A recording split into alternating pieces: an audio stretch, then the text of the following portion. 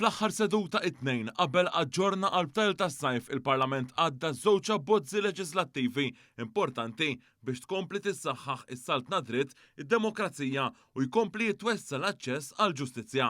Il-Ministru responsabbli Clifton Grima sa kif l-ewwel mitjum ta' din il-leġislatura ġiet implementata miżur oħra impenjattiva minn manifest elettorali biex jiġi riformat ukoll il-qafas li regola it-tribunali amministrattivi speċjalizzati biex tissaħħaħ l-indipendenza tagħhom f'waqt li nżammu il-kompetenzi tagħhom. B'dan l-istess abbozz il-Gvern qed jażel b'mod konxju li jċedi is-seta' mogħtija lilu bil-liġi għal ħatra ta' membri fuq tribunali amministrattivi speċjalizzati biex issa se tkun kummissjoni indipendenti magħmula minn imħallef jew maġistrat irtirat u 4 membri oħrajn ta' integrità magħrufa u kompetenza rikonoxxuta.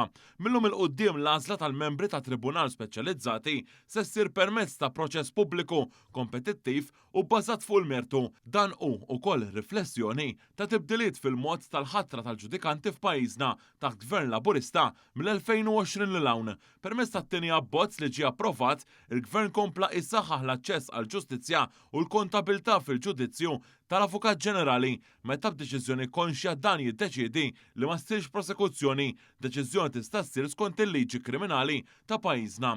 Il-Ministru Grima saħaq li tali riforma tipprovdi aktar lok biex tali deċiżjonijiet ikunu jistgħu jiġu kontestati u skrutinizzati f'waqt li tissaħħaħ it-trasparenza, ir-responsabilità u s-saltna dritt. Dawn ir-riformi tfasslu permezz ta' involviment estensiv mal-Kummissjoni Ewropea.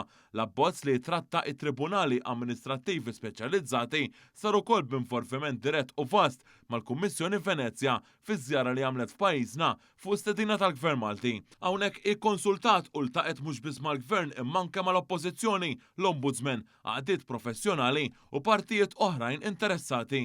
Fil-ġudizzju tagħha dwar dan l-abbozz, il-Kummissjoni Venezja b'mod uffiċjali stqarret li l-emendi proposti jidhru li jindirizzaw diversi tħassib importanti u jirrappreżentaw pass sinifikanti fid-direzzjoni tajba.